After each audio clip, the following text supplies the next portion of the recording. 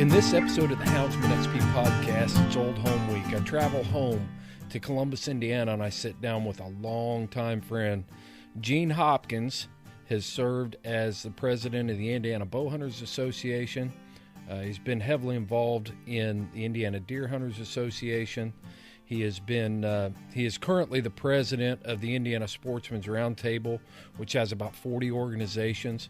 And he is a guy who has learned how to be an influencer when it comes to rules-making processes, legislative issues, and also on how to sustain an organization that can be effective on that bigger stage. I hear guys in our lifestyle, our community here, our hound hunting community, all the time that say things like, you know, those deer hunters get whatever they want. Well, that's not entirely true, but this episode is going to focus on how we can build a successful organization and how we can be positive and effective influencers on that bigger stage when we have to fight for our rights to free cast hounds, when we're trying to protect our lifestyle and how we can preserve this lifestyle well into the future. We don't go to people that don't know how to do that in order to figure it out. We go to people that have been successful, and Gene is no exception to that. When he calls the governor's office, the governor takes his call, and we need to figure out how he's doing that if we're going to be effective and we're going to preserve this lifestyle for the future. So you're really going to enjoy this. It shows everybody that deer hunters and the hound hunting community have to stop being divided. We have to learn how to work together. We got to start building those relationships now. And we also have to come to the table with a willingness to learn how that is accomplished so that we can be effective in the future. So you are really going to enjoy this episode. Gene is well-spoken. You're going to hear how long we've known each other. I really don't remember a life where I didn't know Gene Hopkins, and he's been a mentor of mine for a number of years. So he was very beneficial and a good friend to Houndsman when we formulated the Houndsman, or the Hoosier Tree Dog Alliance here in Indiana. When Jerry Mall and I had that vision, he kind of took us under his wing and showed us how to move forward and how we can be effective influencers. So get out a pen and paper, take some notes for this one, folks. I'm telling you, if you're struggling in your state or you think there's no hope on the horizon for you or a houndsman lifestyle, take some notes, get ready to learn. This is a great podcast for that. So without any further delay, let's get into this podcast. Yeah, that's not out of the question one of these days, I hope. Yeah, could happen. So it could. Well, how long have we known each other? Oh my gosh. You know, we were thinking about that in several conversations we've had over the last few years. I think the first time I met you was when you came to, I had an archery business that I ran out of my mobile home up near Edinburgh. Yeah. And I think that was 79, 80, somewhere in that ballpark. Mm-hmm. And I think you and your dad, your stepdad came up, and I think I had a archery shop in the front bedroom of the mobile home. Yeah. And I think that was the first time we met. Yep. It was a PSC Phaser 2. Yeah. Boy, that dates you. Yep. That's the bow that I bought from you. And then we moved the store over on 23rd and Cottage here in Columbus. And you were still young, I don't know, teens, mid-teens maybe. Oh, yeah. And then you and your stepdad and your brother would all come in quite often, and you know that was a place we would all hang out. It was a great place to hang out. Outdoor Specialties. Outdoor Specialties. Yeah, I started that. That was the name of the business even when we were in the mobile home up there in Edinburgh, and then we moved down, bought the building, and opened it officially with a storefront with an employee and all that, right. You know, paid sales tax and made it legal. God, that had to be 1980, 81. Yeah.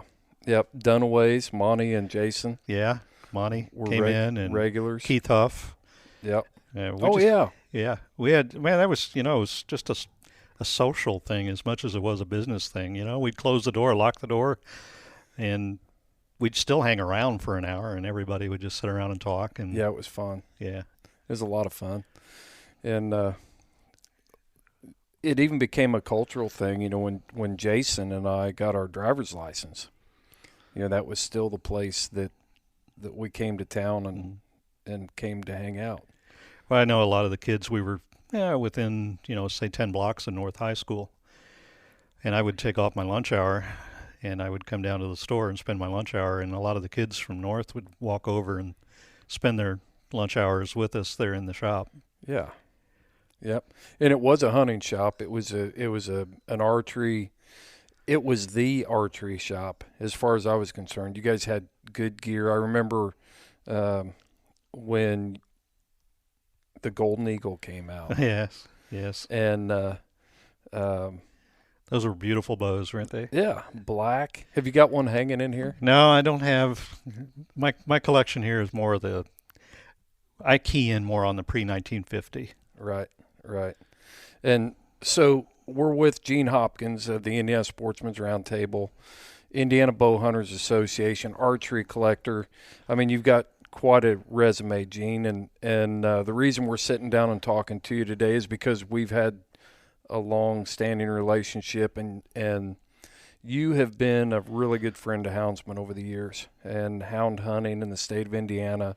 When we started the Hoosier Tree Dog Alliance here, then you were there to advise me and Jerry and our founding members, and you really taught us a lot about how to guide us through formulation of the organization, but also how to interact. So, and you were always a good friend while I was a conservation officer too, and I knew that you were always one of the good guys. So.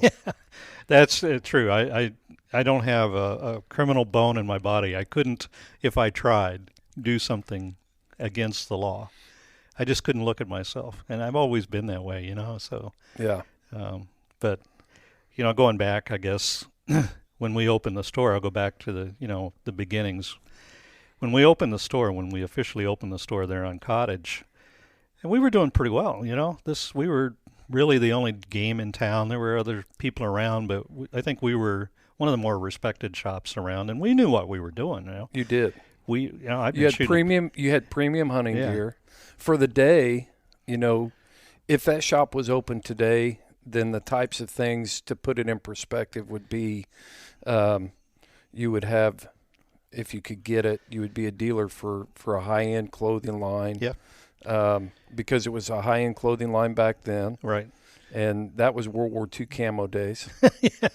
Tree bark. I remember when tree bark came in, and that was big stuff. That was big stuff, man. You know, that was high tech. Yep. And then the real tree came in, and you know, wow, this is, you know, you got to have this. But one of the things I always, you know, my partner was Dan Forster, and Dan and I talked about this a lot. You know, if we're going to sell stuff, we got to be able to walk the talk. You know, we're not going to sell something we don't believe in. We're not going to sell a pair of boots that we haven't worn. We're not going to sell a bow we haven't shot. We're going to know what we're talking about, right? So we're not here just to sell you stuff. We're here to educate you and you know, hope you make the right decisions. Because, you know, if I just sell you a bow and you walk out the door and you're not happy, you're going to give up the sport. And, you know, I want you to stay in the sport. You know? Right. And I look around, I see people all the time walk up to me on the street or see me in the restaurant and, hey, you sold me my first bow back, you know. And, right. Well, I don't remember you, but, you know, thanks for remembering me. Yeah, and that was the thing you always got when you went to Outdoor Specialties, is you knew you were talking to somebody.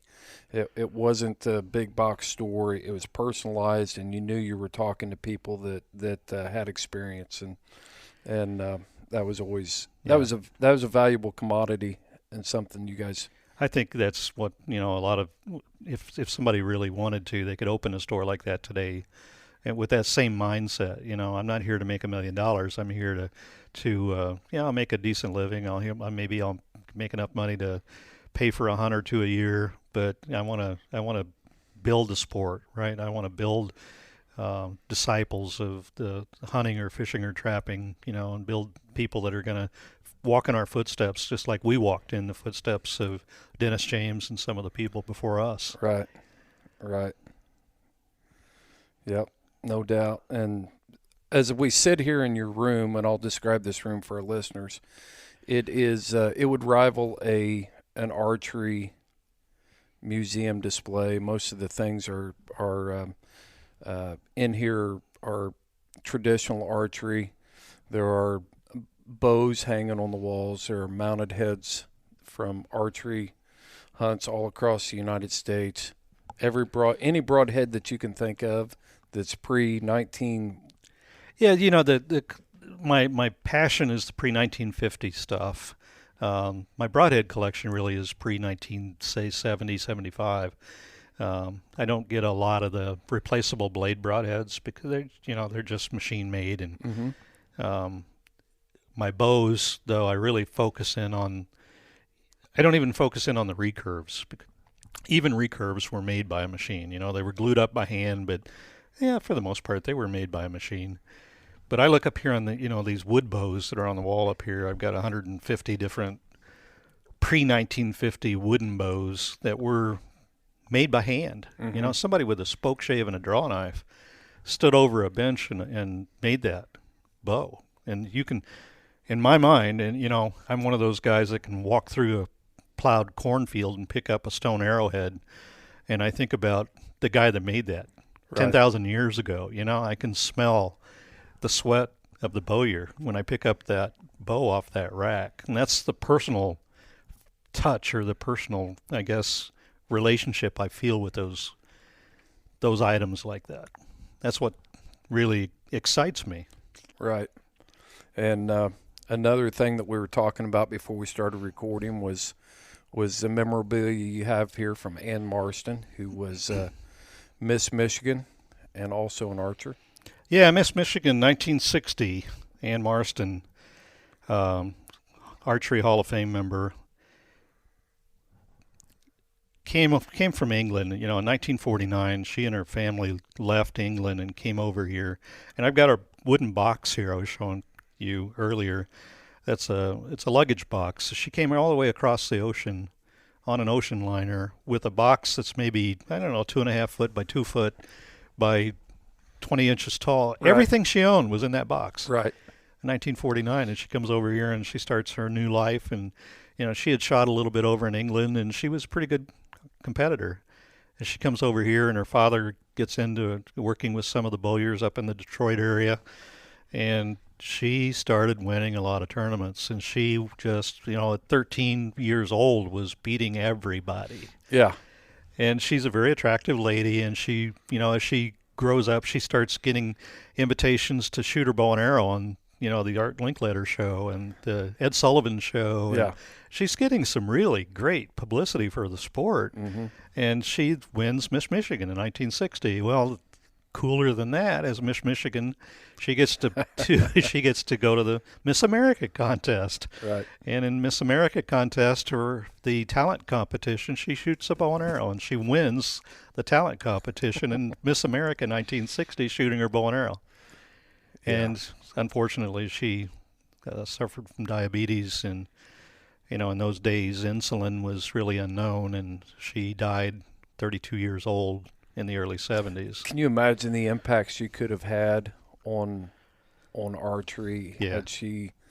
Because she would more than likely still be alive today. Right. And yeah.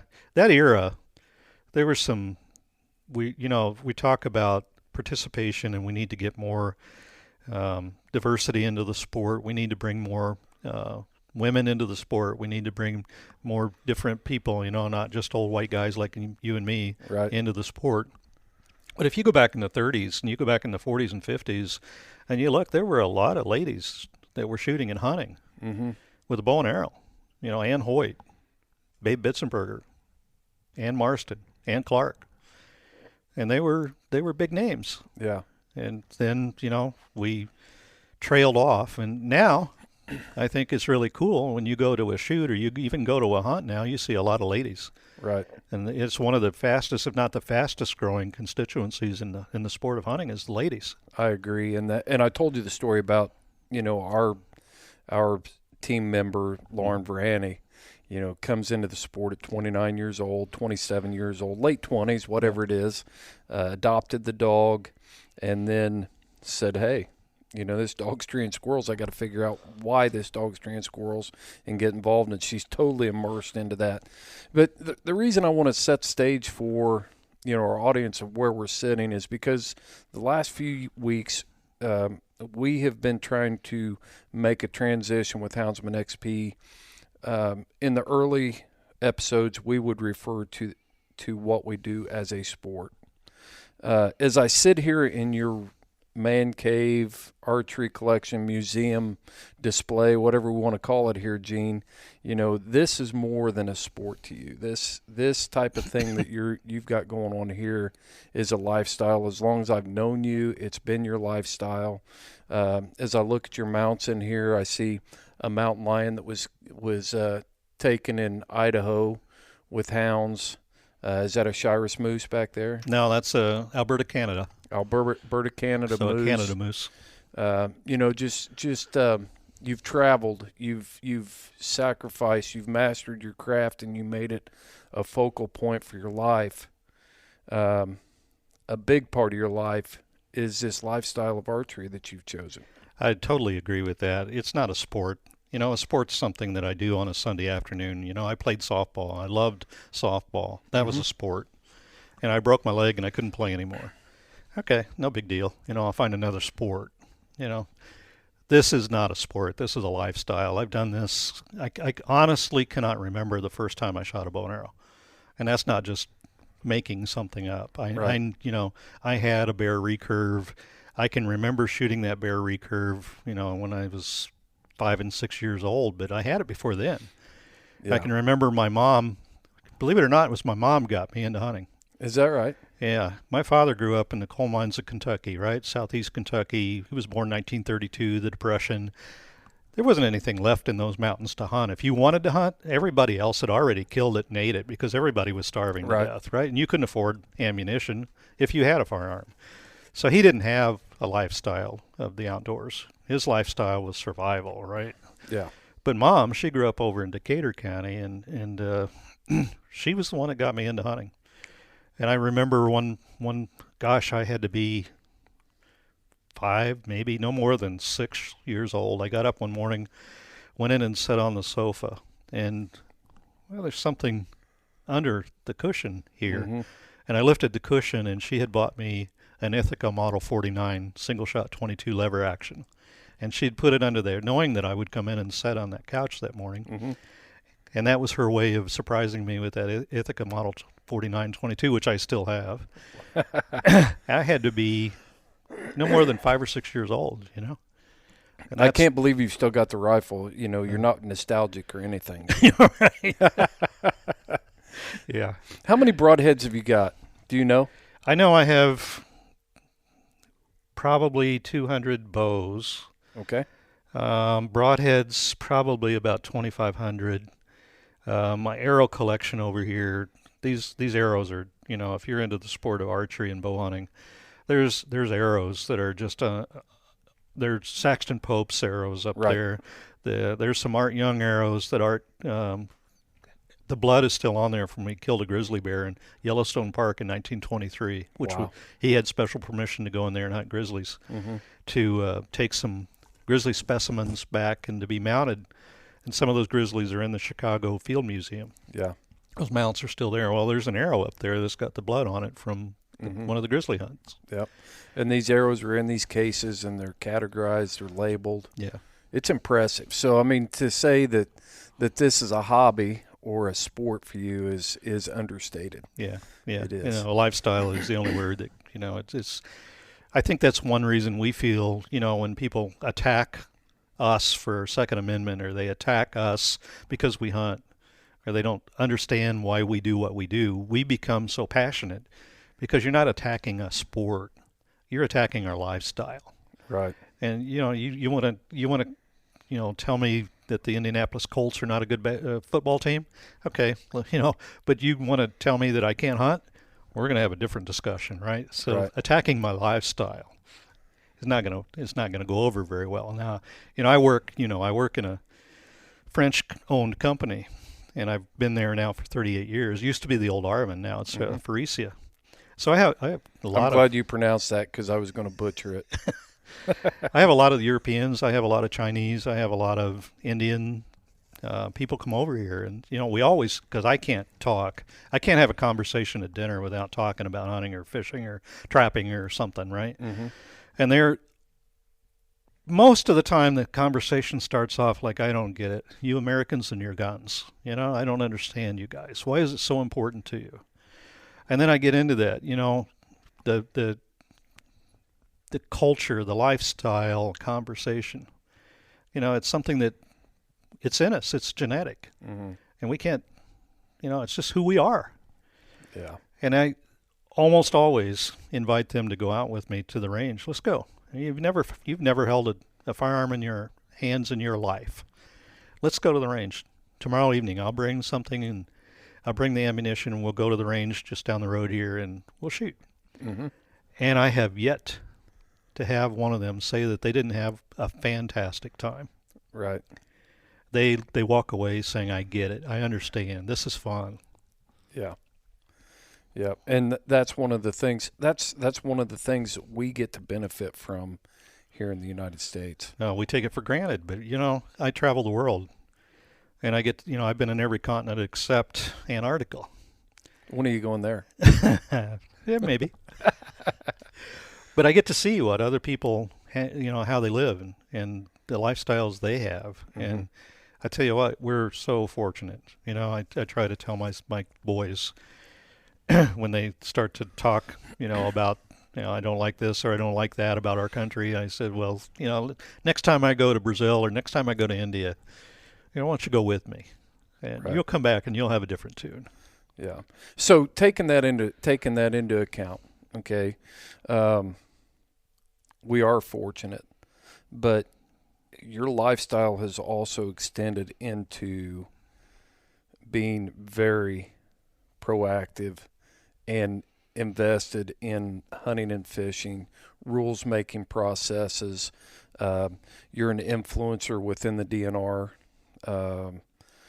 You've taken over the role. Are you president of the Indiana Sportsman's Roundtable? Yeah, I have since Dick Mercier passed several years ago. Dick and some of the board members at that time asked me if I would take over when he got sick. Mm-hmm. And the reason I'm sitting down here and talking to you is because this past week I've gotten 3 requests from individuals across the United States, and that's not a lot, but 3 different states that are looking to build an organization for houndsmen in their states. And who better to come and talk to that I have direct access to than Gene Hopkins, because you have been so active and you've seen so much and you know what it takes to be effective on those stages. So I want to talk about those things, but let's slay a dragon right off the bat, okay? Because I hear this from houndsmen and I hear this from bow hunters. My unique position that I was in for almost 30 years as a conservation officer, I got to see both sides of it. But let's slay this dragon that houndsmen and deer hunters cannot work together. Yeah. Well, as a lifelong bow hunter, and I do a lot of hound hunting, right? My uncle, Dale, one of my mom's brothers, took me coon hunting, squirrel hunting. He was huge into hounds. Mm-hmm. This was 60s, 70s. He would carry me on his shoulders. We'd go out and hunt coons all night long, or we'd go out in the daytime and run squirrels with his dogs. But my passion has always been the bow and arrow. Mm-hmm. So I've been on that side where I go to meetings. I go to the Indiana Bow Hunters Association annual meeting, and we talk about what are going to be our policies for the year, what's going to be our strategy, what do we want to do legislatively, what do we want to do in the DNR rulemaking process. And I can't tell you how many times somebody has brought up that we've got to do something about these hound guys. They're running their dogs right in the middle of the rut. I'm sitting there, and, I got this property. It's a sweet piece of property. I've been patterning this really nice buck for the last 2 months, and the rut starts, and I wait for the right wind, and I go to my stand, and dadgummit, there's, a a coonhound running through the field, or there's tracks where I've seen that they've been through here the night before coon hunting, and we've got to do something about that. Mm-hmm. We've got to stop that.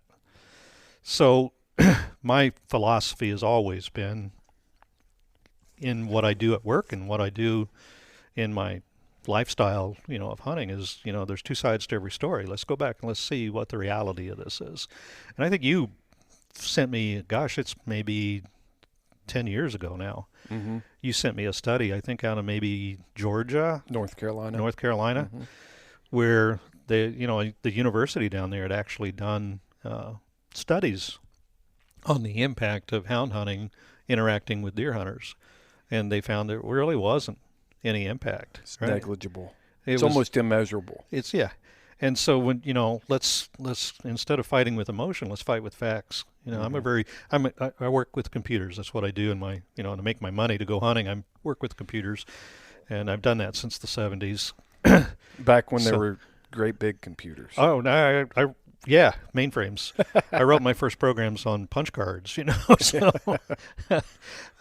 but so my mind, people think I'm weird. My wife thinks I'm weird, but I'm a fact and data driven guy. You can bring emotion to me, and I don't get it.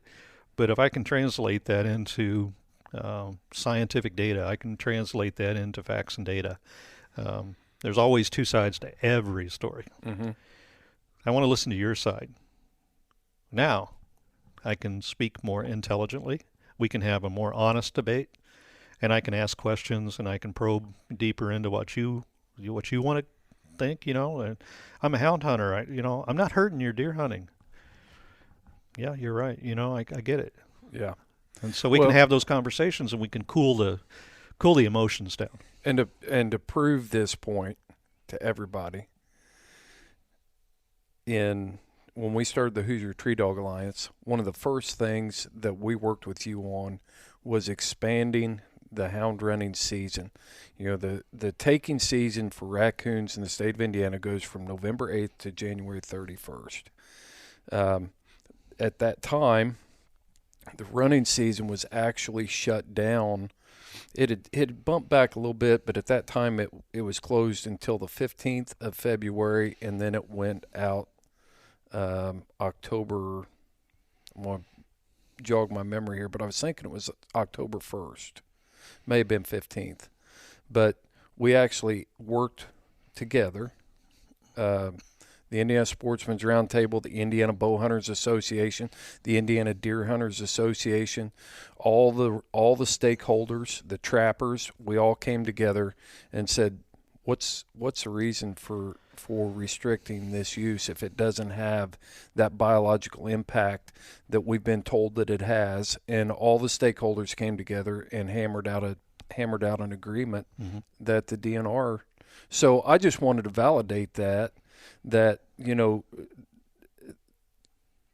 you do work for sportsmen in general. You're not with the Indiana Sportsman Roundtable. You represent how many groups? Groups? Yeah, we have now probably 30 to 40 different groups, from trappers to fly fishermen to the houndsmen to the bow hunters, the deer hunters, the rough grouse, the turkey, pheasants. It's a good coalition of people, and we can take an issue and we can start to talk about an issue from all different angles. And because you've got all these people around the table, the Sportsman's round table. Right. We're all sitting around the round table, and we're all talking face to face, eyeball to eyeball, and we're looking at each other. And sometimes we can get, a little frustrated with each other, but as long as we can keep it fact and data driven, and let's park the emotions. Let's go for a walk. Let's come back after we walk for a minute. Right. Right. And we can usually almost every time come to a consensus that we can work together. Yeah. I really believe that. I believe that with every issue we've got. I believe that with even the animal rights issue. I'll use that example. When we hunted Brown County State Park over here for the first time in 93 or 94. Detailed to work there, going to have massive protests. Oh, yeah, they were going to block the roads. The animal rights people were going to block the roads with dump trucks so the hunters couldn't get to the deer hunt there at Brown County Park. And so the morning of the hunt, the animal rights people had a big protest on one side of the road, and we as the sportsmen set up a counter protest on the other side of the road, right? Leading into the park. And we were in the middle. You as conservation officer were there in case in case things got out of hand. Well, we had press coming in from all over. We had TV trucks coming, and we had radio people there, and we had newspaper people there, and it was a big deal, right? But what I think's the moral of the story here, after the newspapers had left, the TV trucks had all left, there's all the animal rights people over here now. They're just kind of, sitting in a circle over there. And I went over and I sat right in the middle of the circle with them, because I'm not doing this as a stunt. I want to know what you're thinking. I want to know why you're opposed to this hunt. Have you looked in this park? Have you walked this park? You can look across this park and you can see 8 to 9 feet high. You can see all the way across this park because the deer have eaten everything that they can reach, even standing on their hind feet. Yeah, that park actually looked like somebody had gone in there with hedge trimmers and trimmed everything out on the trees up to that height, and then everything on the ground looked like it'd been bombed with Roundup. And can you imagine all the critters that aren't as tall as a deer? What are they living on? How are they eating? The deer, they're stunted. They look like collie dogs, you know? Yep. And I want to understand why you guys think that we as humans shouldn't be controlling, shouldn't be managing. I believe that's why we're here. I believe exactly that's why we're here. We're here to manage what God gave us and, fulfill a role. And to sit back and let nature starve itself to death out there that's not good stewardship. Yeah. So I'm sitting here with you, and I want to know exactly what you're thinking. And they the only thing they could come up with was the emotional arguments. They hate to see a deer die. Well, you hate to see a deer die? What if the whole deer population dies? So one thing that I think escapes the people that are not aware, that think with emotion, there is no glorious death. Mother Nature doesn't have hospice. There is no glorious death. An animal's going to die of old age, which means his teeth are going to be gone. It's going to starve to death. Yep. It's going to be killed or ripped apart by a more dominant, either an apex predator, or even among apex predators, another apex predator is going to kill it. So there is no glorious death. There's no Disney World death out there. No.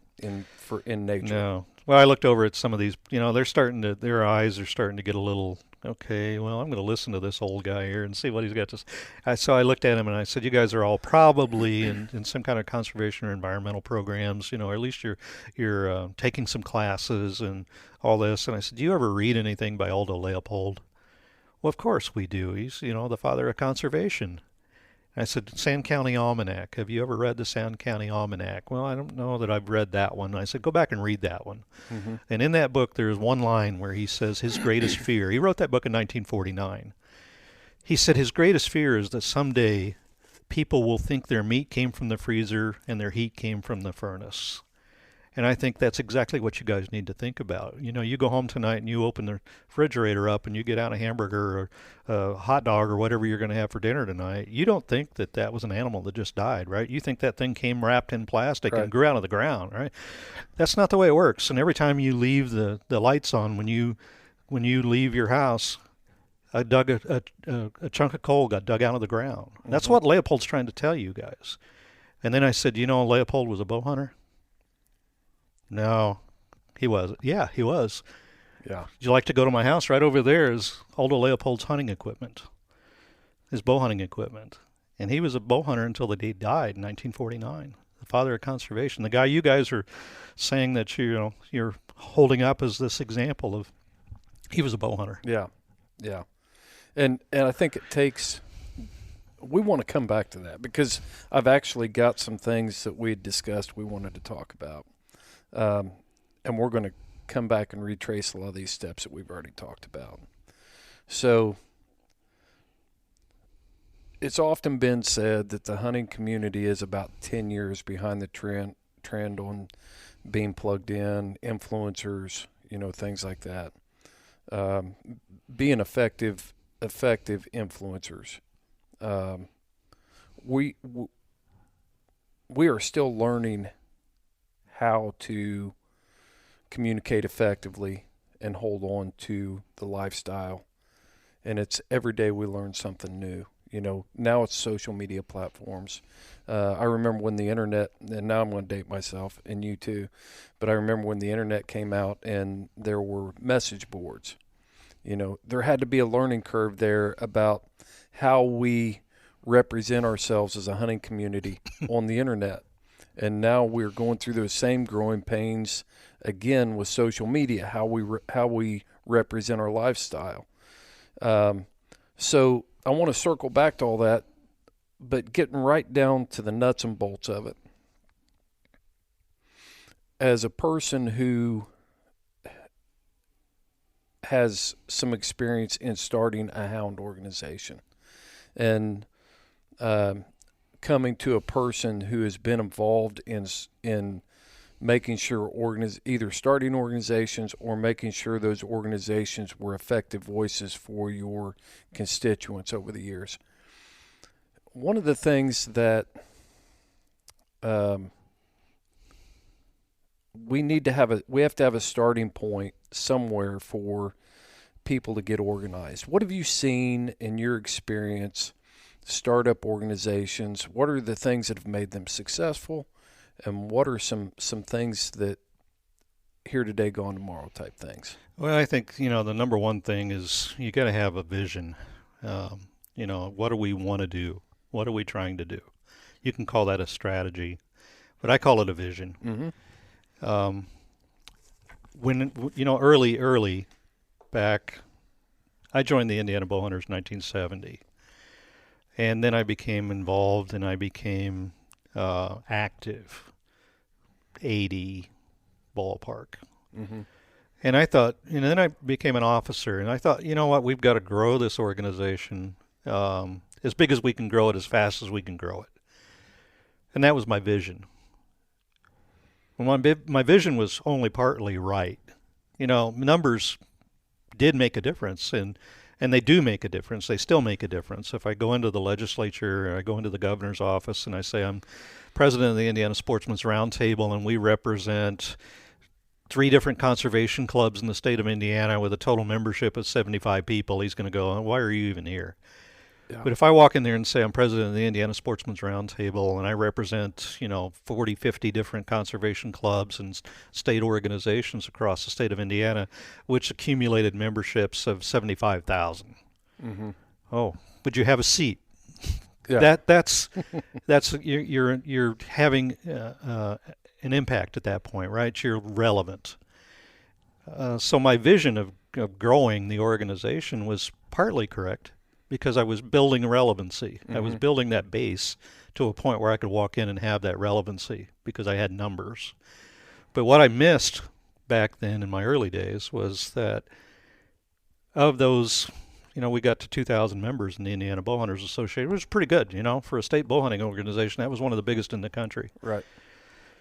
What I missed and I didn't understand was the quality of the people and the leadership of the people that I need to be getting involved, right? So it's human nature. You're going to have a certain number of people who are going to be leaders and a certain number of people are going to be followers. And that's, you can teach communication and you can go to leadership classes, but, genetically, there are a certain number of people that just have leadership programmed into the way they were born. Mm-hmm. And so I missed the fact that I needed to go out and recruit quality leaders. I needed people that I could help build a vision with, and then we could share that vision and we could go out and spread the word. Just having numbers was only half. So now, let's go out and let's recruit, let's find, let's build a team of core people. And maybe across the state of Indiana, it's only 10 people out of 2,000 members that are really, truly going to help lead the future, the vision, and keep that vision evergreen. 5 years from now, our vision may be different. That's what I missed, and that's, as I work today, I'm looking not just for numbers, I'm looking for people who can be part of that leadership. Mm-hmm. So what are some characteristics in people that you look for that are going to be in that circle of influence for you? I've seen this so many times. I've seen so many clubs across the country that thought when they were finally the light bulb went off that we've got to build a core team of leaders. We need to build numbers, but we need a core team of leaders. And the first thing they gravitate to is the big names. You know, like I need this person because he writes for this magazine, and I need this person because he's got a high profile. And almost every time that fails. Why do you think that is? Why? Well, I think there's a lot of reasons for that. You know, because you can write a magazine article doesn't mean you're a leader. Mm-hmm. A lot of magazine writers write great articles, but they're, you know, some of them are even introverts. They're not leaders. Those people also have a lot on their plate. I was just getting ready to say that. And, you know, the old saying, if you want something done, give it to a busy person, that's somewhat true. But when you look around and you look at, you know, I'll pick one of the organizations I look at right now that across the country and here in Indiana too is really making some waves, really doing some good things, is the Backcountry Hunters and Anglers. Here in Indiana, they've got a core team of leaders that they recruited who are able to go out and communicate and have a personality and can stand in front of a group, whether it be a legislative group or it just be a group of potential members, and be able to communicate a vision and tell a story and, you know, have that charisma about them. You know, it's you can tell when a leader walks in the room. You can tell it. And that Backcountry Hunters and Anglers group is really doing that. They've got, you know, they're young. They're 30, probably average age is 30s. You know, it's not a bunch of old gray-haired guys in the room. So they seem to be getting that. They seem to be understanding that I need to build my numbers, but I'm not going to be able to sustain my numbers if I don't have leaders leading those numbers. It's easy to build something. It's hard to sustain something. That's a good point. That's a good point. And that's what we're looking for, sustainability. You know, and you mentioned backcountry hunters and anglers, and I know that I'm going to have people in my audience that are going to cringe when you say backcountry hunters and anglers, because they're different. They're different in age. They're different in ideas. The way they do things is not the status quo, the way it's always been done. So it's a little bit intimidating, you know, because we are supposed to be the wise ones, the gray-haired ones, the ones who have got all this experience, and now you've got these guys coming on the stage and getting things done. And so it's different. So it is intimidating. You know, one of the things that I've said about that is my son was raised in my house, but he looks at the world different than I do. He is going to be the future.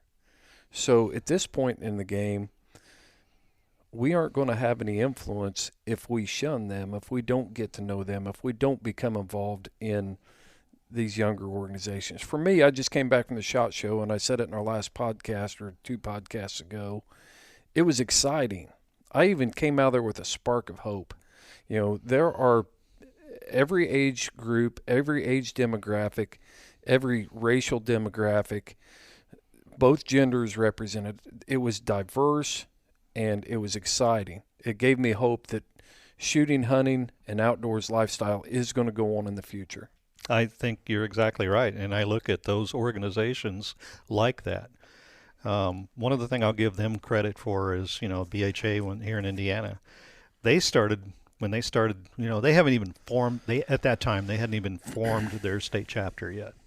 But they are already searching out the more experienced people around the state to help them get started. So they came to me and they asked for my help. They said, would you help? You know, we want to create bylaws. We want to, you know, learn from what you guys have done, good and bad. What, you know, did you do that was good and what did you do that was bad? So they were doing the right things. They were searching out mentors, you know, and I give them credit for that. Yeah. And I go back when I was 25 years old and I was getting first involved in the Indiana Bowhunters Association and the Indiana Deer Hunters Association and some of the other organizations that I was working with back then. I was that guy. Right. And right. now, 40 years later, I'm the mentor. Yeah. But if we don't, we're not going to be here forever. Sooner or later, we're going to wake up dead. And there's going to be somebody taking our place. Right. And I hope that they continue doing what they're doing. And I hope that they continue to get younger people and more diversity into our sports. And I hope they continue to search us out and ask for advice. But you know what? You may have a different idea, just as I did when I was 25 years old. Yeah. People said that about me. Yeah, that's right. I'm sure Dennis James and some of them were thinking, who the heck is this guy? What is Gene doing over there? Yeah. Man, he's taking us the wrong way. I just know it. That's not what I would do. Yep. You're exactly right. Okay, so we've got this person that is in a state that doesn't have a hound organization. The first thing is for them to find leaders. I think you start your vision. What do we want to do with this? What are we trying to do? Are we trying to be impactful? Are we trying to build our sport? Are we trying to grow our sport? We're trying to impact the legislature and the DNR policies. Put those things down and start to create a vision in your mind as to, a lot of people, again, back when I was 25 years old and just getting involved in this, a lot of people said all we want the IBA to be is we want to go have shoots and we want to sit around a campfire and, talk about the hunts. Mm-hmm. And I said, that's great, but that's not what I think. Right. What I think is that if we don't get involved and if we don't start making an impact in the legislature and if we don't start taking control of our future, we're not going to be here. That's kind of where houndsmen are, especially in the East. In the West, they seem to be, at least they aren't into the competition hunting side of it. East of the Mississippi, competition hunting is the king. So hound organizations want to have hunts. They want to go to the hunts. They want to talk to the other club members, over a cup of coffee in the clubhouse and things like that. And now, to prove my point, if hunters in general are 10 years behind, the houndsmen are 20 years behind the learning curve here, because now they're starting to see things pop up about animal contests. There was a bill in New York last year. There's a bill in Maryland right now about pursuing game with dogs where an animal may be killed. So it's going to start affecting their ability to go to these competition hound events. And a night hunt is not a canned hunt behind high fences. It's a wild hunt out there that I would engage in any other night of the week, that I would, fair chase, the whole 9 yards. But now we've got people that are starting, the light bulb is starting to come on. They're starting to really whittle away at this thing. What are we going to do? So now here we are talking about it on the Houndsman XP podcast. So when we look at this thing, one of the things that we talked about is we need people. Obviously, you're not just involved in archery, you are invested. Here, I can see by looking around this room, you've invested your thought in it, you've invested your money in it, your time, your creativity, all these things. So the people that are running our organizations, do they need to be invested? What would you say to that? Yeah, we wordsmithing is something I do a lot in my professional life too, because I believe words are meant to have meaning. And you can take a word and you can change one word in a sentence and totally change the whole meaning of the sentence. So involved and invested, I was involved in the sport for many years and involved at a very high level. I did a lot of competition shooting. I did a lot of hunting with bow and arrow. I even did some recruiting and I did some bow hunter education. I started the bow hunter education program here in Indiana back in the mid-'80s. But that involvement that I had doesn't compare to what I see now as investment. Mm-hmm. You know, because I'm now seeing that I've got a bigger role, I've got a longer term, I've got something that I'm trying to get to, not for me, but for my kids and my grandkids. Mm-hmm. You know, and I met a guy a long time ago in the woods, walking around the woods, and he actually was a Native American. And, you know, I walked into the woods with my young son, and we were squirrel hunting, and it was in Brown County on the hillsides, and there was a foggy morning, August morning, and I look up on the hillside and I see a Native American Indian, long braided hair. I think, you know, I'm dead, you know. I'm going to the happy hunting grounds. And I look down at my son, and he sees him too. And I walk up there and introduce myself. And he was a Native American, you know. He just moved into the area, and he was out for a walk. Mm-hmm. And he turned out to be one of his tribe's spiritual leaders. And we got to know each other, and I got to spend a lot of time with him. And we talked about some things, you know, about life and philosophy and those kinds of things. A very religious guy. And he said, you know, in our culture, we make decisions. We believe that a decision should be made not based upon what's best for you. It should be made based upon what's best for the seventh generation after you. And I always remembered that, you know, and it's something that I take today. If I'm making a decision about, you know, should we or shouldn't we, I'm not thinking about me, because I've had my run. You know, my run's been good. Look at, you know, what, this has been a good life. Right. I died tomorrow morning. I can look down and say I had a good life. Yeah, you lived a full life. I lived a full life, and I've got very few regrets. Mm-hmm. But my kids and my grandkids and my great-grandkids are not born yet. I want them to have the same opportunity, whether they choose to follow the path or not, their choice. But I want them to have that opportunity. If they want to go fishing, they want to go hunting, they want to go chase a hound. I loved beagles when I was young. I loved beagles. If they want to do those things, I want to make sure I've done everything in my power that those things are still here. Those opportunities are still here for them. Mm-hmm. And I think that's what I use that analogy there, is the difference between involvement and investment. Yeah. I'm investing in the future, not just my future.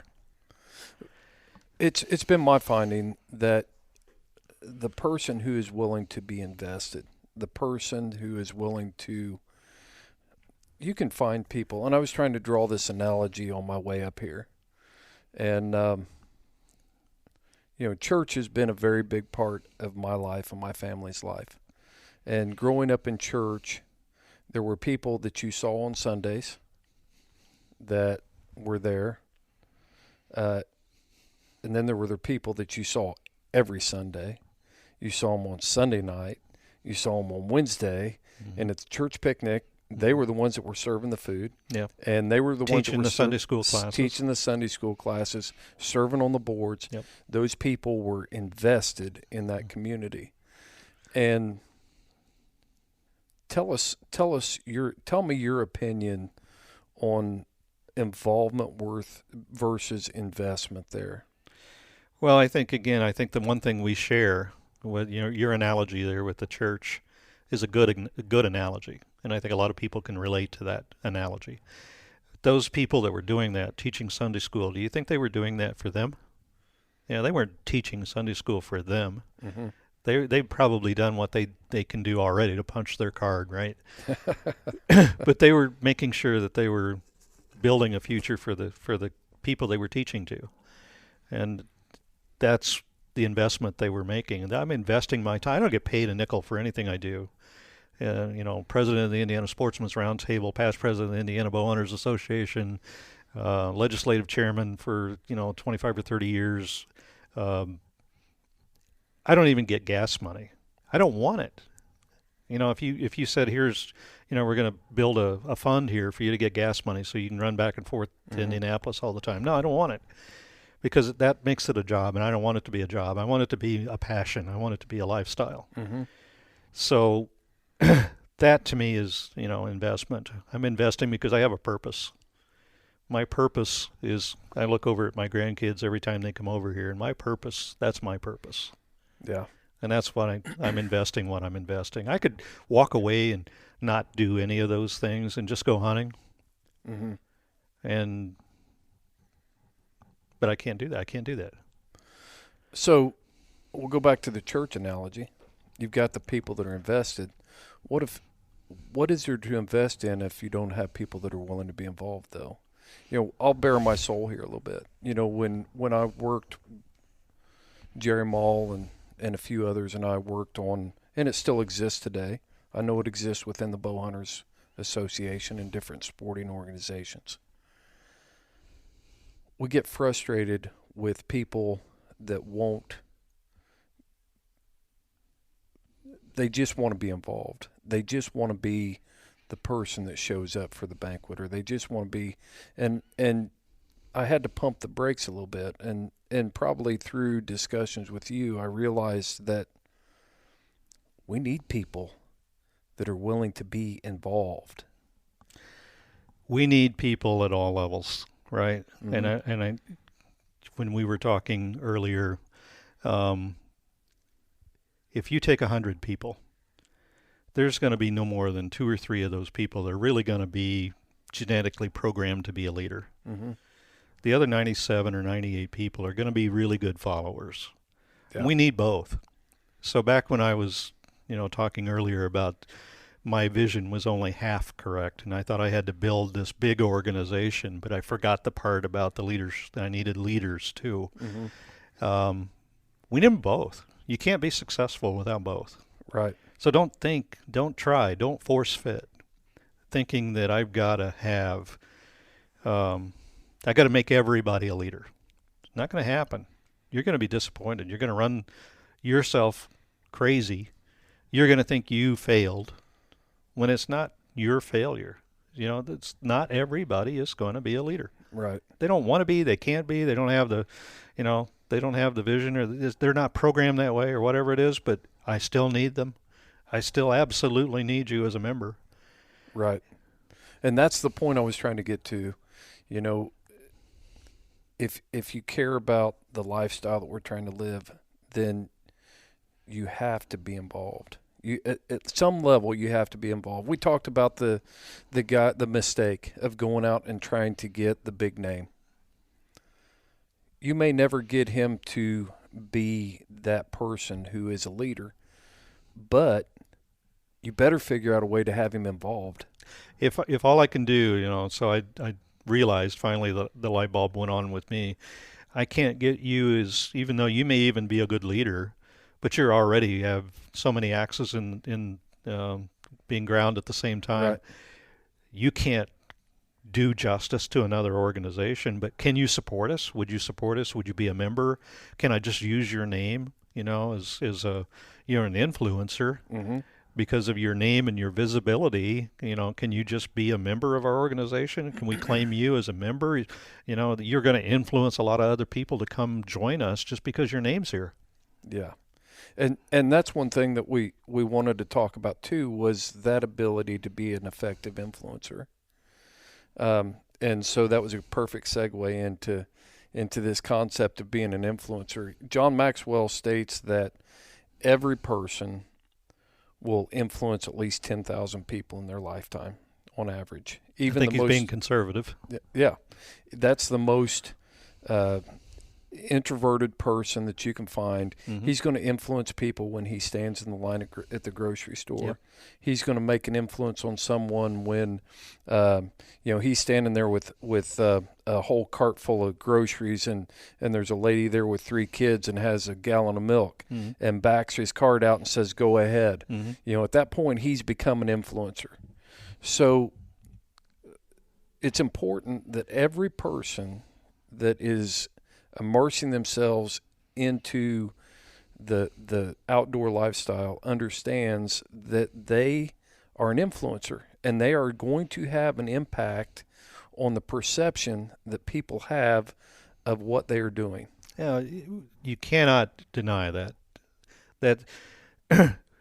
When I take my grandchildren with me a lot, because my life is my grandchildren. We go to the grocery store and I see a cart in the parking lot. I'll walk I may walk halfway across the parking lot to go get that cart and push it in, even though it's not my cart.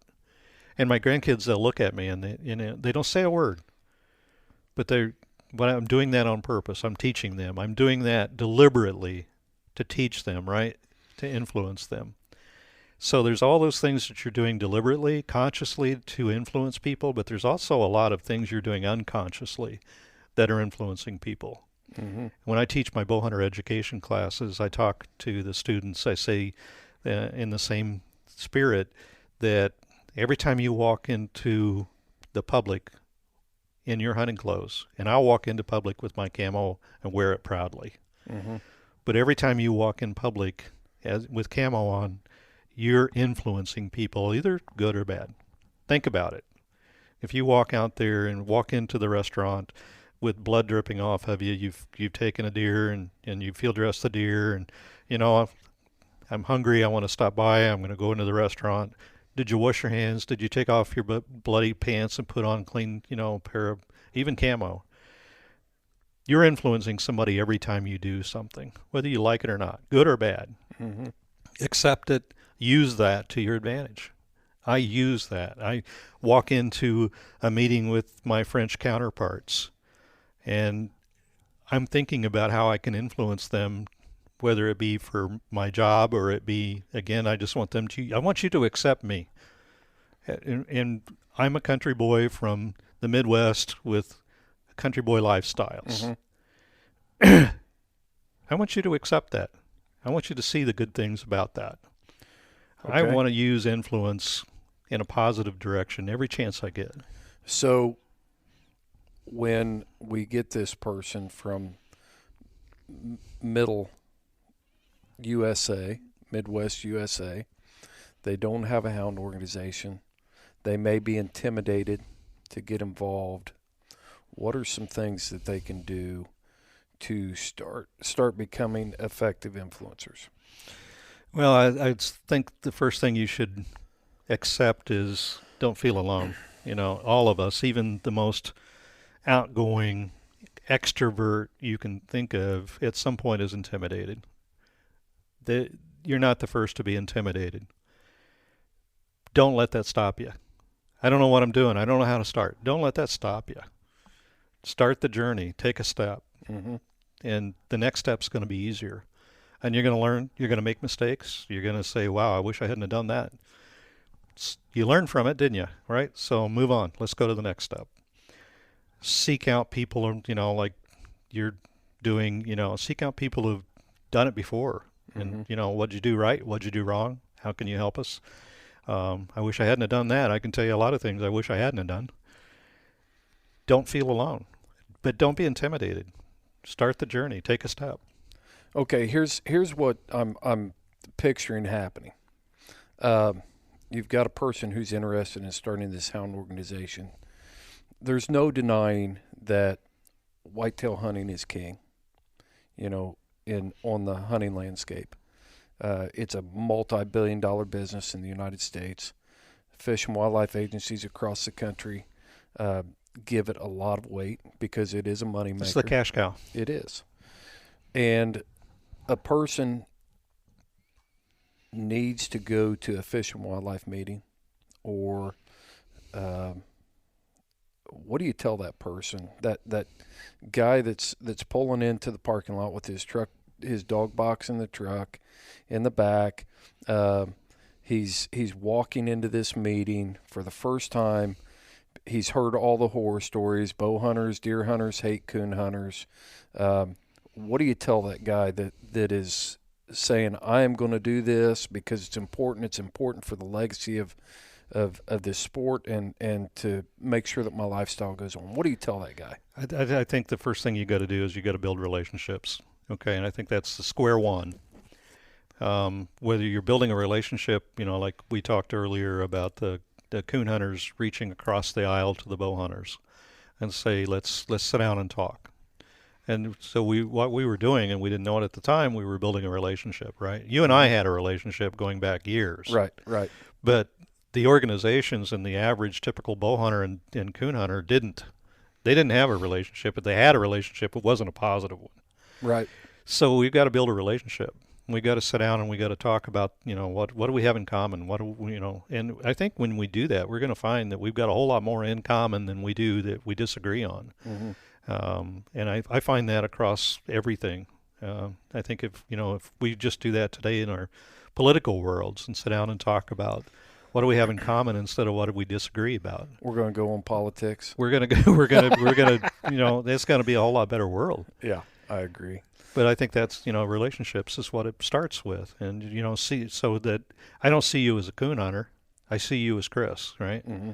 And when I walk to the county fair every year, I walk through the county fair, and my legislator will be over in the booth there, and he'll look out and he'll see me walking down the aisle, and he'll stop and he'll walk out and come over and say, "Hey, Gene, how you been?" Right. That's a relationship, right? As Yep. a person, as a person, not as a coon hunter, not as a bow hunter, not as a deer hunter, but he knows you by name. He knows you by name, and you know him by name. But it's more important that he knows you by name. We're going to get to legislators, but that's a good example because that can be very intimidating for somebody who doesn't even like driving in it, downtown Indianapolis traffic, and to think that they've got to go to their legislator's office. But sometimes going to that legislative office is not the place to build that relationship anyway. No. You're too late if that's where you're doing it. Yeah. My representative lives in my community. I need to know where he lives. I need to know where he eats lunch. Mm-hmm. I need to make sure I'm there. I need to be able to sit down and talk to him. If it's just a brief introduction, hi, my name's Chris, and I'll tell you, they sometime. That's what they want. Every legislator that I have had the experience of working with over the last 30 years, that's exactly what they want. Mm-hmm. They want to hear from you. They want to get to know you. That government of the people, by the people, for the people, that means they are us. We are them. There's no line between us. They are citizens working in a legislative role. Right. And they want to hear from you. And even a big issue, a big contentious issue, if they get 6 or 8 or 10 letters on the biggest issue you can think of this year, they're thinking they're overwhelmed with public input. You think they're getting 1,000 or 10,000 letters and phone calls? They're not. They're getting 6, 8, 10 phone calls or letters on a big issue. So you as a houndsman, or we as this, or, whatever the issue, the forest management's a big issue here in Indiana now. If we can get the first thing that we're going to do is we're going to get the forest management people, the people who, consider themselves the old growth people, and the people on the other side, like we don't have grouse today because we haven't managed our forests. We're going to sit down, we're going to talk among ourselves as, try to build relationships between us. And we're going to start to understand each other as people instead of enemies. And then we're going to be able to go to a legislator and we're going to be able to say, look what we've done, and we've worked together and we've got common understanding on this and we disagree on that. But legislators respect that. Right. The other thing they want is they want you to come in, and they want genuinely, they really, I'm not making this any less than it really is. They want to hear from you. So why are you intimidated? Look them in the eye as a person. They're a citizen just like you are. They have a job just like you do when they're not in the legislature. Mm-hmm. How you doing? Bob Garton was our senator here in Columbus. Bob Garton happened to be the president of the Indiana Senate. Right. Other than the governor, the most powerful person in the state of Indiana. I could call Bob Garton anytime, and Bob would take my call, and Bob would say, "Come on in, let's talk." That's building a relationship there that, he respected me. He knew that I knew what I was talking about. He knew that I wouldn't feed him a line. That's what you're looking to do. Build that relationship with your representative. Know who they are, but more important, they know who you are. Exactly. So tell me, let's circle back, because we've got this person who they want to bring these core leaders around them. They want to be able to communicate effectively. What are some things, real world things that they can do? What sort of attitude should they have if there was no Hoosier Tree Dog Alliance, and I reached out and said, hey, there's some guys that run dogs that would like to be part of the Indiana Sportsman's Roundtable. what sort of things as a new member or not very well, I'm not very familiar with the players in the room, what are some things, what attitude should I bring to that first meeting? Yeah, I'll go back to the relationships again. I do this in every part of my life, whether it be my volunteer life or my professional life. The first thing I want to do when I walk into a room is I want to sit down and talk to you as a person. I want to break the ice. When I teach a class, a bowhunter education class, the first thing I do in the class is I do icebreaker activities. I break the ice not just for the students, but for me, so that I'm not intimidated. Believe it or not, when I stand up in front of a crowd, even though I've been doing this for 30 years, I get nervous. I give presentations, in my professional life to 1,000 people sitting in the audience. I get nervous. I teach a bowhunter education class of 15 people. I get nervous. Right. It's just the way people are. You're going to get nervous, but don't get intimidated. So to get over the intimidation, what I'll do is I'll sit down and talk to you as a person first. I'll break the ice. Let's talk about, how was the ball game, or, did you watch the race, or, just talk. Just like you and I would if we had met for the first time at a friend's party. You're trying to get to know each other as people. Right. Okay, I want to break the ice with you. I want to build some kind of a bond with you first.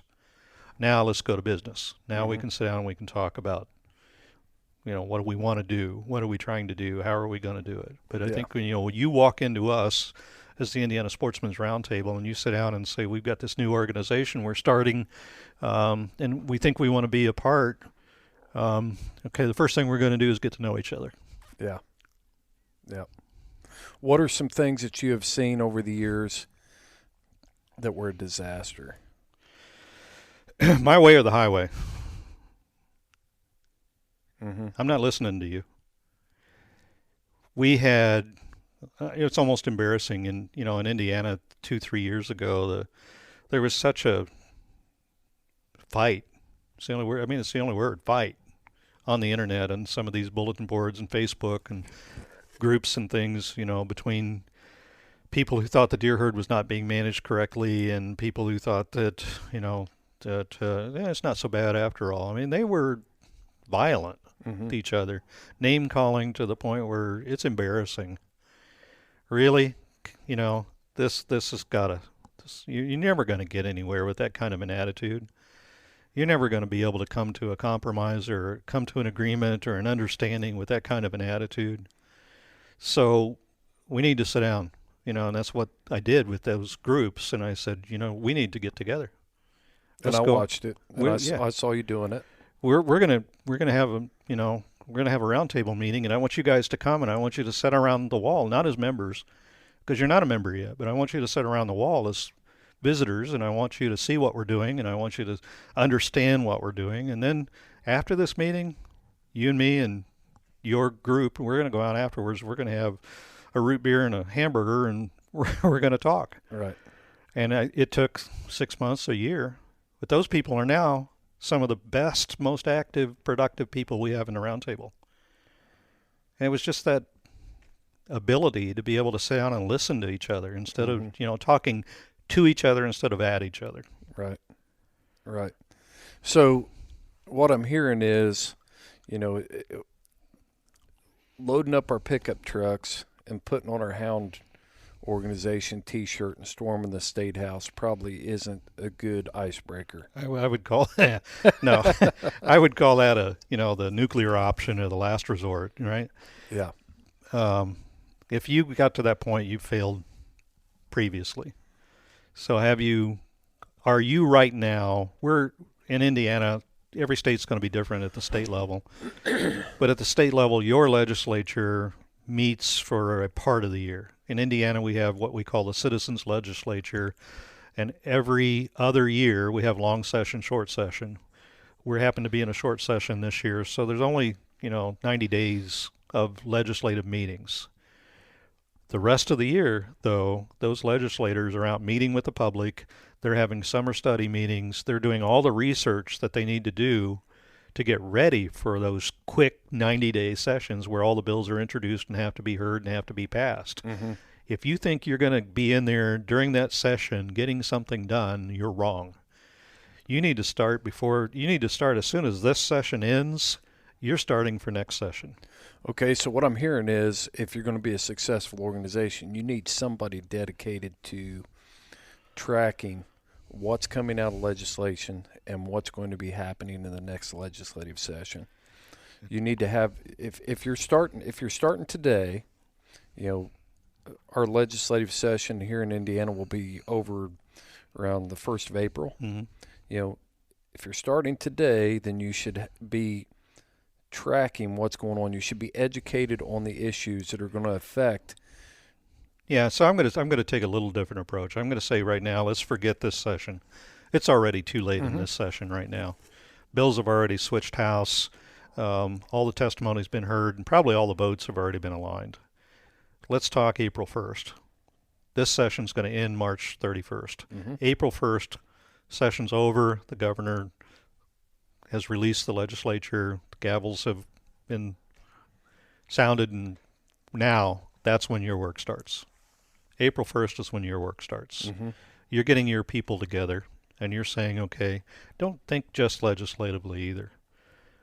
There's legislature who makes law, and there's DNR who makes policy. And here in Indiana, it's the Natural Resources Commission who makes the policy which the DNR follows. The legislature years ago delegated through a law to the Natural Resources Commission and to the Department of Natural Resources the ability to create policy, to set season lengths, bag limits.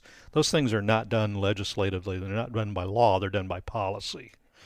And the legislature gave the DNR the legislative authority. Right. They delegated that authority. Yes. Through by legislation saying years ago. Yes. So, and that leads us into this idea of we've got to be educated on. You got to know how the system works. We got to know how the system works. We got to know why the system works. Houndsman XP we've done things. We've talked about things like the North American model for wildlife conservation. We need to know what that is so that we can formulate plans and make sure that we're operating within. Yeah, you got model. You got to have your strategy and your visions, but you got to know how am I going to make that vision come to reality. So I'll pick an example. We want a bobcat season here in Indiana. We want a bobcat season. Yes, we do. Really bad. Really right? bad. And blame it on us as sportsmen that we didn't get it. With another story. Yeah, let's talk about that real quick. Okay, well, it was actually introduced to the rulemaking process 3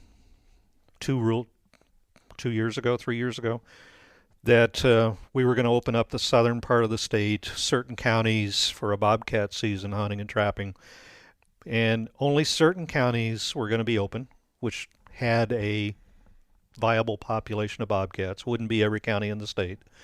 And it would be a quota. So once X number of bobcat had been killed in the state, the season's over. So it was a very well thought out, very scientifically based proposal through the Natural Resources Commission that made it through, got preliminary adoption. This is back what you were saying. You got to understand the process. Yes. So when a rule gets introduced, it gets studied and then preliminarily adopted by the NRC, and then it goes out for public input. Preliminary adoption doesn't mean it's now it's done. It means let's take it to public input. And then there's about, there's a year, maybe a year and a half's worth of public input opportunity for people to come back pro or con.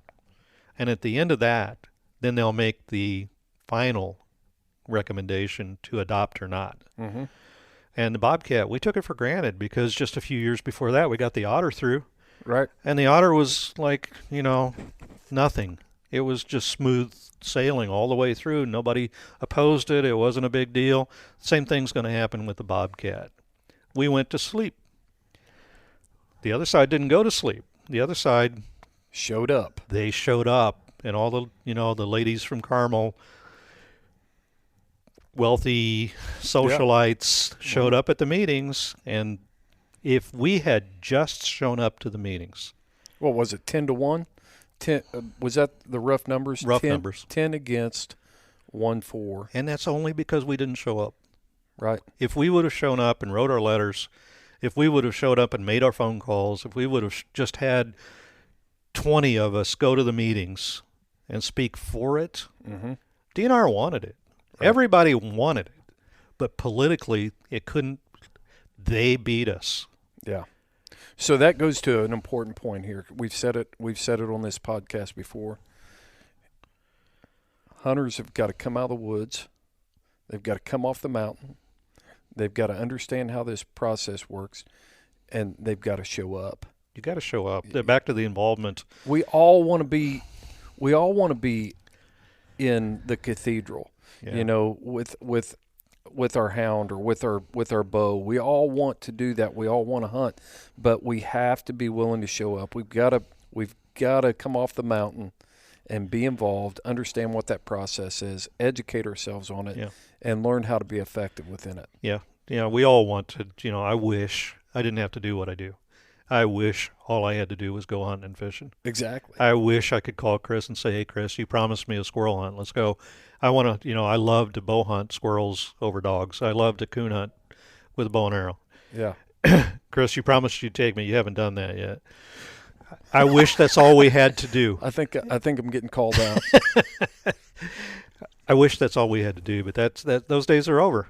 Right. The fat, dumb, and happy days are over, guys. If we don't get involved, if you don't get out there, if you don't have somebody leading you, if you don't have somebody telling you when the meetings are, where the meetings are, or when to write the letter, who to send the letter to, and then you do it.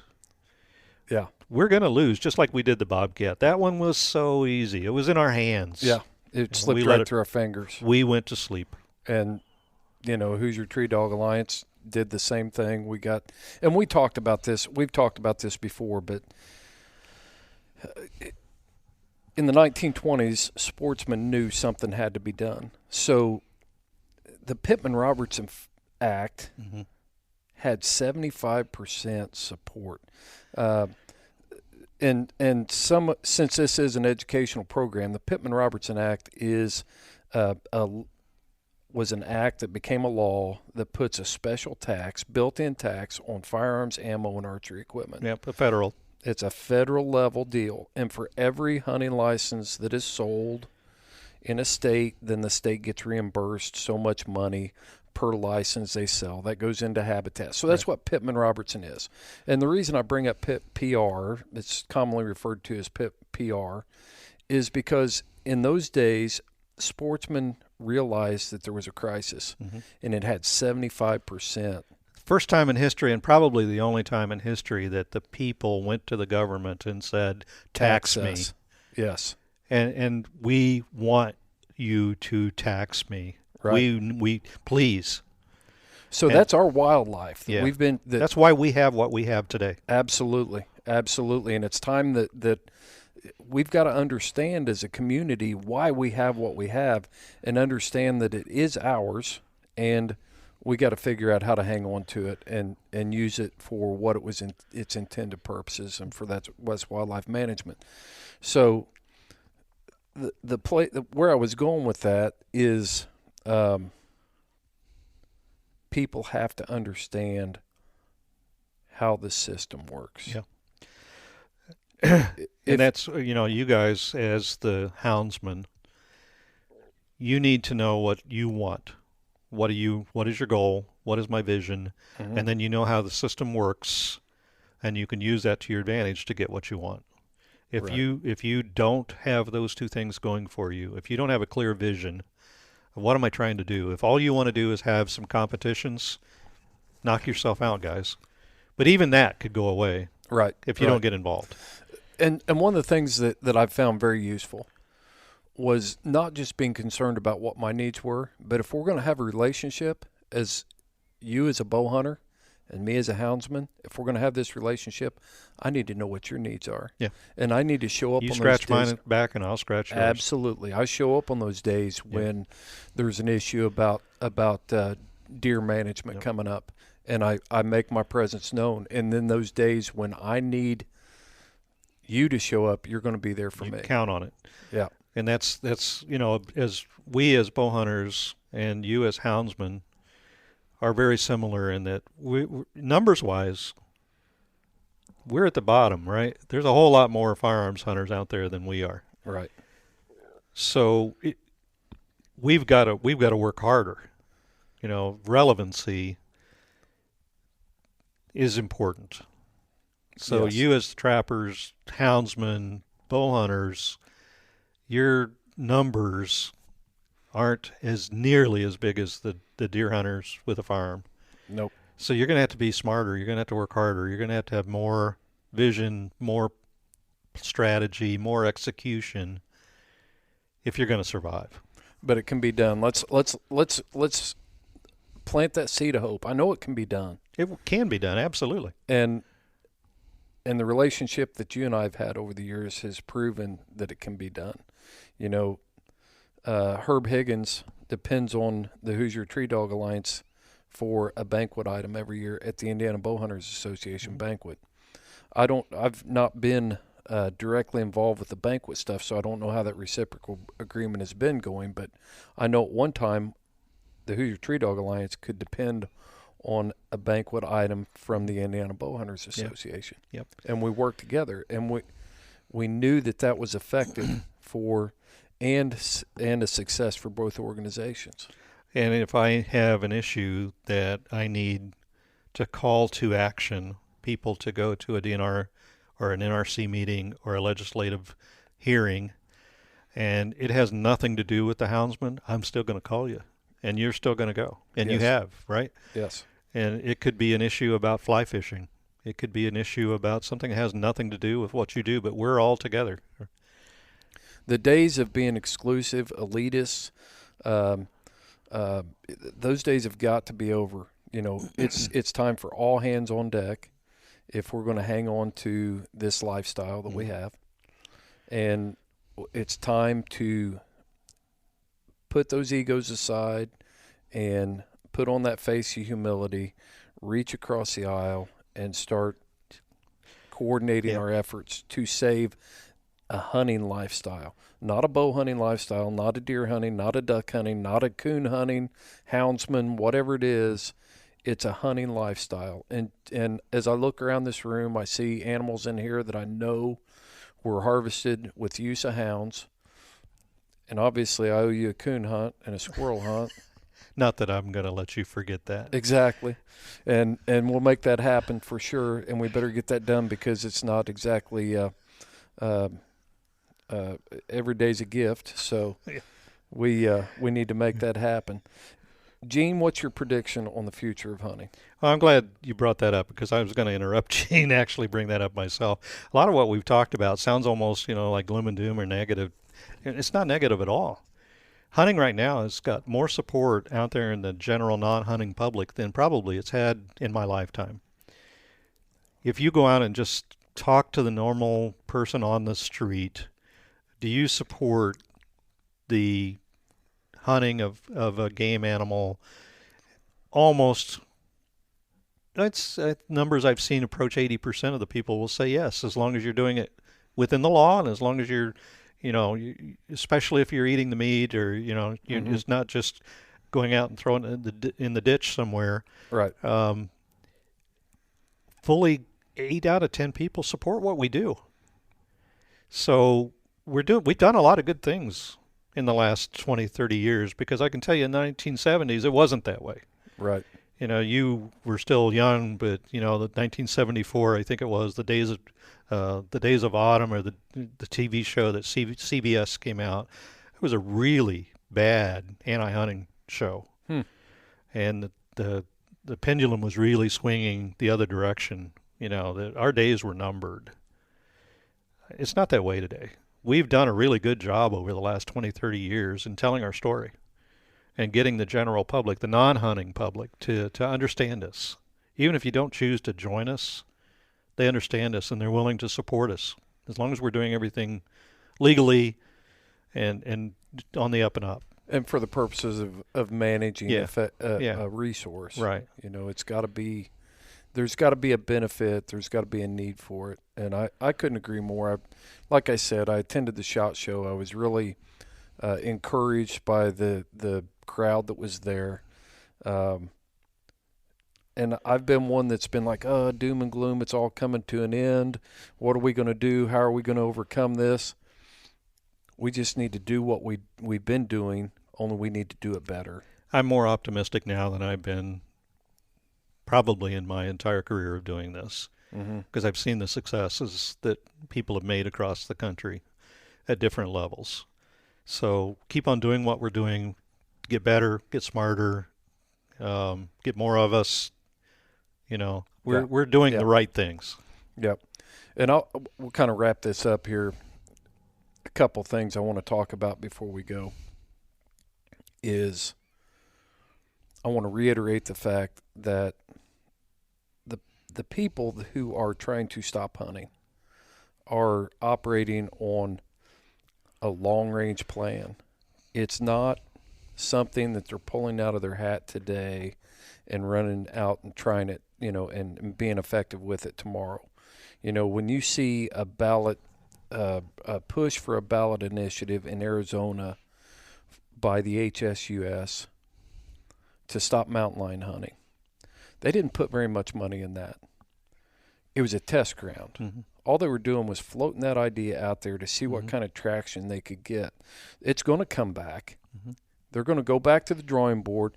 They're going to spend a little bit of money. They're going to see what kind of effect they had. Yep. And if it's viable, then they're going to put more money behind it and They'll chip away until they find the right crack to come in. Yep. So that's why it's important for houndsmen today to start developing this vision, learn how to be effective, educate yourself on the issues, and start building those relationships. You said it. I couldn't say it any better. If you wait until the wolf's at the door, you're too late. Get out there right now and start making those relationships with the legislature. Start making those relationships within the DNR, within whatever your state calls their Natural Resources Commission, but also with your friends and your coworkers, because they're voters. And we don't have referendums in the state of Indiana, but a lot of states do. Yeah. And if your state has referendums where the general public gets to go vote on whether you get to chase black bears or cougars with a dog in the future, you could very well lose that if you're not out there working with the general public, because they're going to be the ones voting on it. That's how that's how the state of Washington and state of Oregon lost their hound hunting for cougars and bears referendum. Mm-hmm. And they won't. The other side's not going to play fair.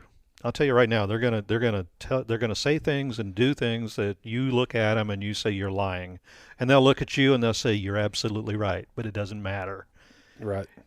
So you get they're out willing there. to do. They'll do whatever it takes. I've said it before. I know those people sit around and read Sun Tzu, The Art of War, you know, and they implement those concepts right into the way they fight every day. The art of deception, you know, the whole 9 yards. You got to stop treating the game warden like and this is easy for me to say, but being a retired conservation officer, you got to stop treating the game warden like a boogeyman, and that's a good relationship to start building right there. Yeah. Well, I went to a wildlife biologist conference a long time ago. It was right after Washington and Oregon lost their hound hunting. I went to a wildlife biologist conference, and believe it or not, one of the keynote speakers was one of the leaders of one of the biggest animal rights groups in the country. And he got up and he showed a video clip that was a television commercial. It was a 30-second television commercial, and the television commercial started off with this little black bear cub playing in the meadow. The birds are singing, the sun is shining, the flowers are blooming, and then off in the background you start to hear a hound. And then the hound gets louder, and the little black bear cub gets, a little tense. And then the hounds get louder, and the black bear cub climbs the tree. And the hounds get louder, and then you hear a shot. And that's the television commercial. Mm-hmm. And he showed that. And at least I'll give him credit, he had the honesty to say, I know that's not the way it worked, guys. I know that's not an honest commercial, but it doesn't matter. We won. Yeah. Yeah. Well, I'd say that we need to get out there and get to work and figuring out ways that we can win. And I think we've got a pretty good blueprint for our listeners to take back. And, of course, this is the production side of it. Our listeners have to be engaged in Houndsman XP. You have to reach out to us, just like happened this past week. 3 different people from 3 different states say, we want to start an organization. We want to be more effective. How do we do it? And that led to this conversation we're having now. So it's so important that our listeners reach out and tell us what they need. People like you are willing to sit down and help. Absolutely. I've taught hunter ed, bow hunter ed in 17 different states now.